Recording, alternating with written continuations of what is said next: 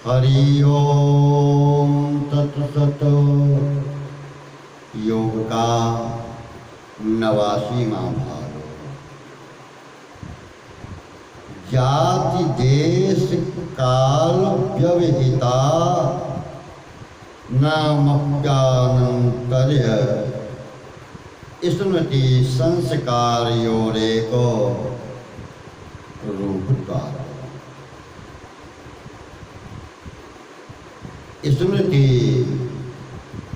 व संस्कार के एक रूप होने से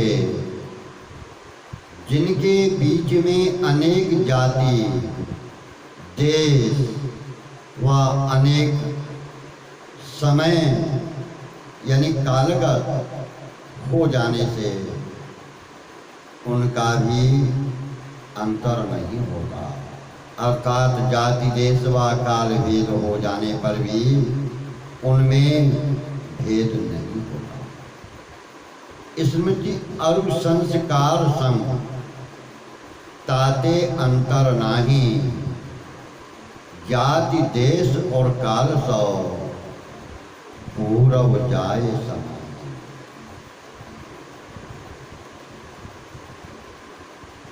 कर्म विपाक के समान गुण रूप वासनाओं का प्रकट होना जो वर्णन किया है,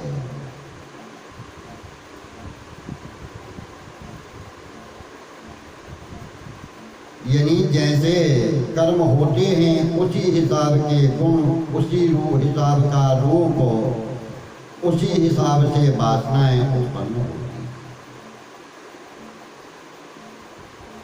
यह निश्चय होना चाहिए कि व्यतीत हुए पहले के दिन के पश्चात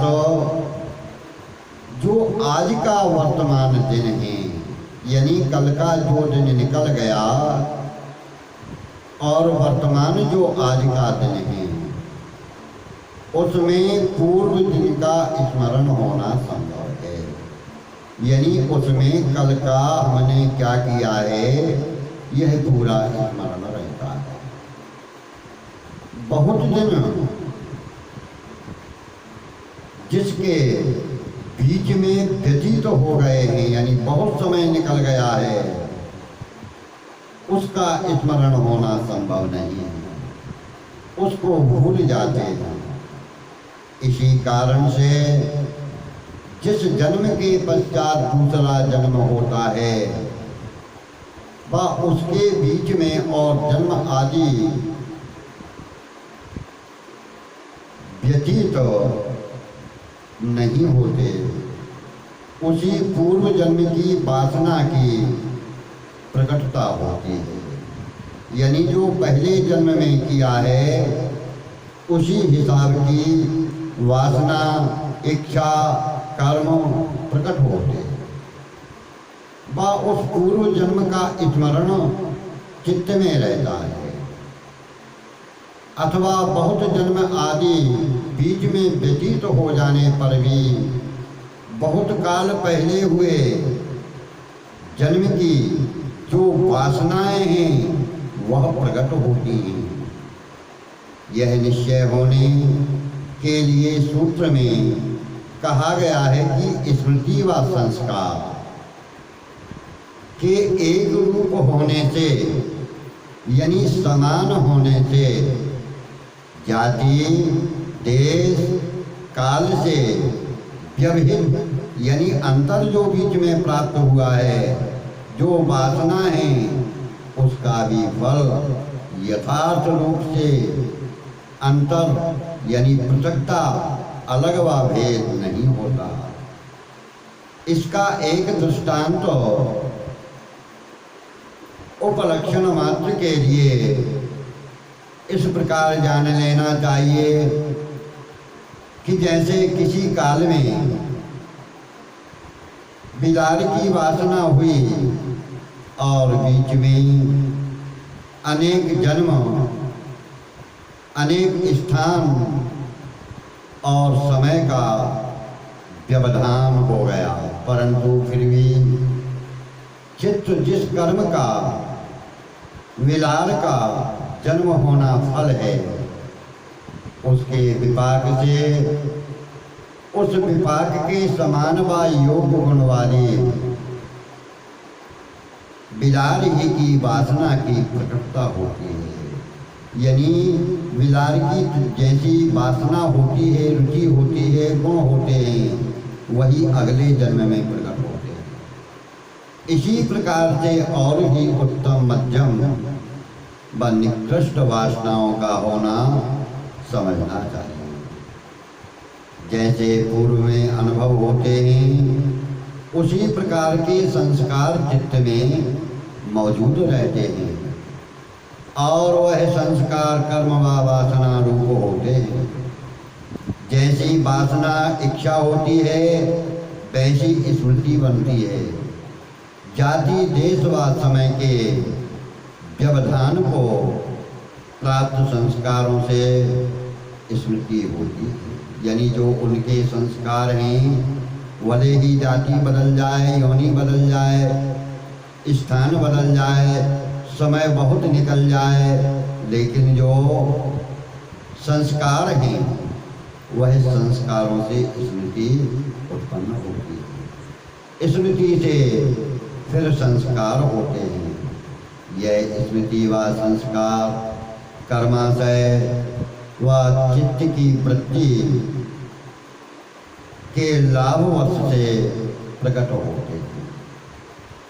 इससे जिस वासना में जाति देश व काल से व्यवधान भी होता है, उनमें भी उनके निमित्त व नैमित्तिक भाव बने रहने से कारण कार्य भाव संबंध बने रहने से भेद नहीं होता। संस्कार कारण रूप व स्मृति कार्य रूप है। कारण व कार्य का अभेद भाव मानकर अथवा दोनों का समान विषय में संबंध होने से स्मृति व संस्कार का एक रूप समान रूप होना कहा है। क्योंकि जिस जाति का जो विपाक है, उसी सजाति कर्म के विपाक ही के समान व योग्य गुण वाली संस्कार स्मृति रूप वासनाओं के होने का नियम है। विजातीय यानी दूसरी जाति कर्म का विपाक विजातीय वासनाओं के होने व उदय होने का निमित्त यानी कारण नहीं होता।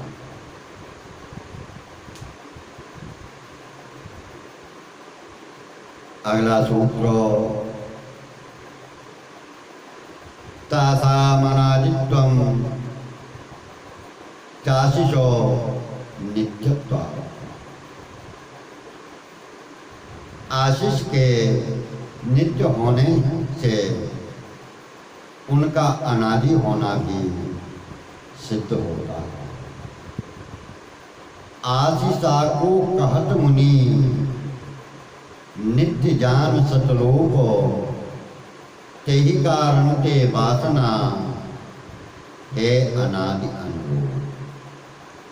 वासनाओं का अंतर न होना जो वर्णन किया है, उससे अधिक वासनाओं के अनादि भी होने के वर्णन में यह कहा है कि आशीष होने व बने रहने की प्रार्थना के नित्य होने से उनका वासनाओं का अनादि होना भी सिद्ध होता है। अर्थात मैं सदा बना रहूं, मरूं नहीं, ऐसी आशीष यानी प्रार्थना रूप अभिलाषा व त्रास नित्य होने से वासनाओं का अनादि होना विदित होता है। क्योंकि जो उत्पन्न मात्र बालक है, उसमें यदि कंपन होना वह कप रहा है, व उसके मुख की आकृति बिगड़ना, यह भय के चिन्ह यानी लक्षण देखने से द्वेष व दुख की स्मृति या मरण त्रास के अनुमान होने से व वर्तमान जन्म में द्वेष दुख के अनुभव होने का कारण संभव होने से जन्मांतर यानी पूर्व जन्म होने व वासनाओं के अनादि होने का ज्ञान होता है। जो यह कहा जाए कि उत्पन्न बालक में मुख की आकृति का बिगड़ना, कांपना, मुस्काना दुख व सुख के निमित्तों के स्मरण से नहीं होते। कमल आदि के संकोच व विकास के समान स्वाभाविक है, तो कमल आदि का संकोच सिकुड़ना, विकास यानी फूलना भी अग्नि आदि में गर्मी आदि होने के समान निमित्त यानी कारण रहित स्वाभाविक नहीं, क्योंकि निमित्त विशेष होते। परंतु जिन निमित्तों से, कारणों से कमल आदि के संकोच यानी सिकुड़ने, विकास यानी फैलना आदि होता है, उनसे वा उनके समान बालक का कांपना, रोना, मुस्काना आदि होते। उनसे वा उनके समान बालक का कांपना, रोना, मुस्काना आदि नहीं होते, किंतु जैसे हम लोगों को भय, सुख, दुख होने में मुख की व शरीर के आकार होते हैं, उसी प्रकार से होने से बालक को पूर्व जन्म में हुए सुख दुख के स्मरण होने से अनुमान होता है। यानी पूर्व जन्म में उस दुख, सुख और दुख का चित्त में आभास होगा। अब यह संदेह है कि देह आत्मा नहीं है, आत्मा अनादि है, यानी आदि अंत से रहित है, मरण त्रास रहित है, आत्मा को मरने की तकलीफ नहीं होती। इससे आत्मा में स्वाभाविक मरण त्रास नहीं हो सकता। यह मरण त्रास किसको होता है? मरण त्रास चित्त को होता है। चित्त निमित्त वश से अनादि वासनाओं से बना हुआ है। कई वासनाओं को प्राप्त होकर आत्मा के भोग के लिए प्रवृत्त होता है।